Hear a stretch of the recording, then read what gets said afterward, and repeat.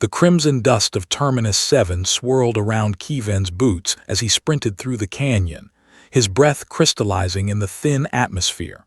Behind him, the mechanical shriek of the harvesters echoed off basalt walls, 3 of them, their segmented bodies gleaming like chrome beetles under the binary suns.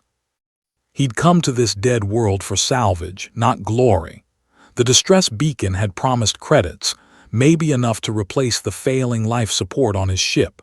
Instead, he'd found her.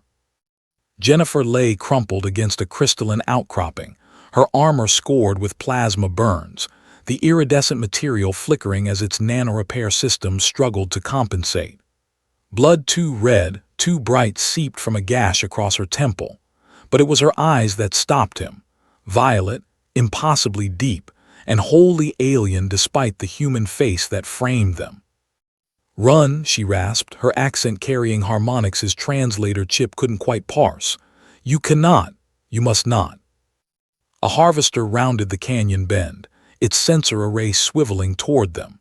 Kievan's hand moved on instinct, grasping the weapon that lay beside her, a spear, its shaft humming with barely contained energy despite the fracture that split it halfway down its length. The metal felt warm, alive, and the moment his fingers closed around it, the world shifted.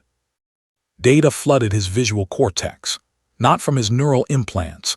Those had been budget-grade installations, barely capable of translating alien languages. This was something else entirely. Tactical overlays bloomed across his vision, highlighting weak points in the harvester's armor, calculating trajectory, velocity, atmospheric resistance. The spear thrummed in his grip, its broken halves suddenly aligned, held together by a lattice of golden light that hadn't existed a heartbeat before. He threw. The weapon moved like lightning given form, punching through the harvester's central processor and pinning the machine to the canyon wall. It twitched once, twice, then went still, smoke rising from its core. Kievan stared at his empty hand, then at the spear embedded 30 meters away. What the hell? No, Jennifer's voice had changed, lost its weakness. Horror replaced pain in those violet eyes. No, no, no, you didn't. Tell me you didn't. I just saved your life. Kievan turned back to her, but she was already struggling to her feet, swaying, one hand pressed against the canyon wall for support. You raised the Calthera, a broken Calthera, she laughed, a sound edged with hysteria. Do you know what you've done? Do you have any comprehension of the cascade you've initiated? The remaining 2 harvesters burst into view, but they weren't attacking. They'd stopped, their sensor arrays fixed not on Jennifer but on Kievan. Then, in perfect synchronization, they retreated, their anti-grav units whining as they lifted skyward and vanished beyond the canyon rim. They're leaving, Kievan's tactical training screamed wrongness.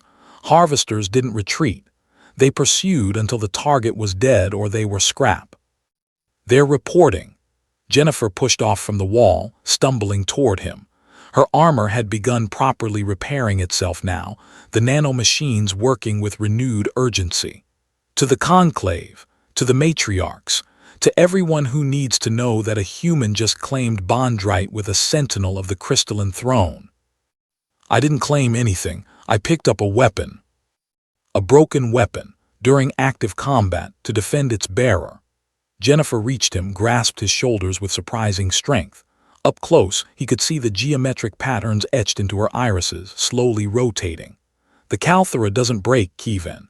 It's grown from the crystallized heart of a neutron star, aligned with quantum fields that shouldn't exist outside laboratory conditions.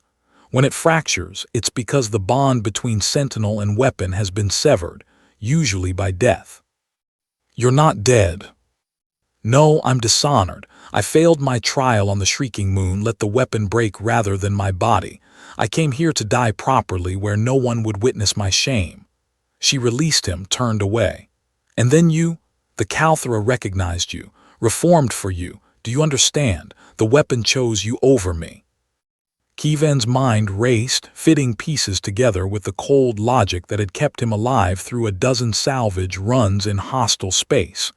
This conclave, they're coming. A tribunal will be convened.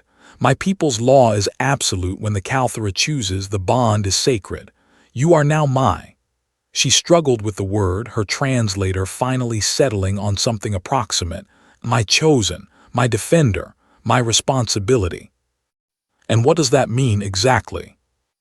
Jennifer met his eyes, and for the first time he saw fear there. Not of the harvesters, not of death, but of something far more complex. It means you're bound to me until one of us dies. It means you'll be trained as a sentinel, augmented, transformed. It means you're no longer entirely human. The Kalthara is already rewriting your genetic code, making you compatible with our weapons, our ships, our wars. Kevin felt it then, a warmth spreading through his chest, his arms, his neural pathways. The spear still embedded in the harvester pulsed in response to his heartbeat. And if I refuse? The law provides no mechanism for refusal. You raise the weapon. The bond is absolute. Her voice softened. I'm sorry. If I'd been stronger, faster, better, you would have found only my corpse. Instead, you found a fate worse than the death you were probably running toward on this worthless rock. I wasn't running toward death. I was running toward rent money. Despite everything, Jennifer laughed, genuine this time, bitter but real. An honest mercenary. The Conclave will love that. She sobered quickly. Listen to me carefully. When they arrive, say nothing about your intentions. Let me speak. There are factions among my people. Some will see this as an opportunity. A human chosen could shift power balances that have held for centuries. Others will see it as blasphemy and will want you executed, bond or no bond. Comforting. I won't let them harm you. The conviction in her voice surprised him. You defended me when you had every reason to run. That means something, even if you don't understand the significance yet. A sound like crystal chimes echoed through the canyon.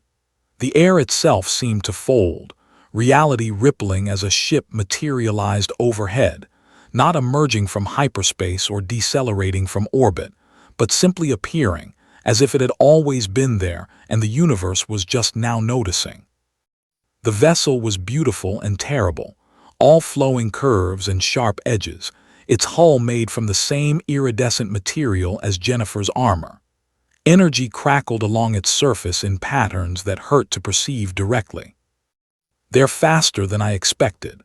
Jennifer straightened, her injuries already mostly healed, her bearing transforming from wounded warrior to something regal. Stay close, do exactly as I say, and whatever happens, don't let go of the bond. The Kalthara has chosen you, now you must choose to survive what comes next. Kevin looked at the spear, still glowing in the harvester's corpse.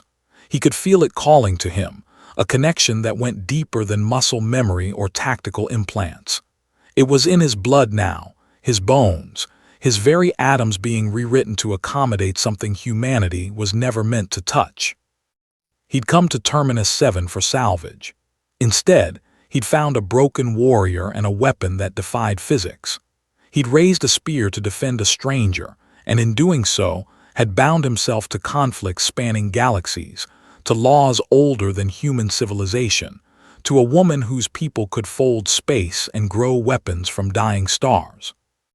The ship descended, landing struts extending like the legs of some massive insect. A hatch irised open, and figures emerged, tall, armored, carrying weapons that made the Kalthara look primitive by comparison. Jennifer's hand found his, her grip tight, ready. Kevin thought of his ship in orbit, of the simple life of salvage and survival he'd never see again.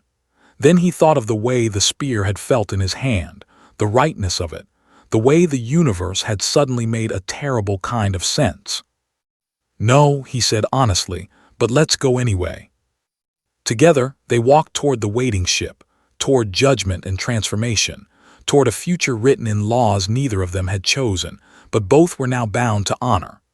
Behind them, the broken spear pulsed once more with golden light, then dissolved into particles that streamed through the air and sank into Kevin's skin like falling stars finding home. The bond was sealed, the ancient law had spoken, and the universe would never be quite the same.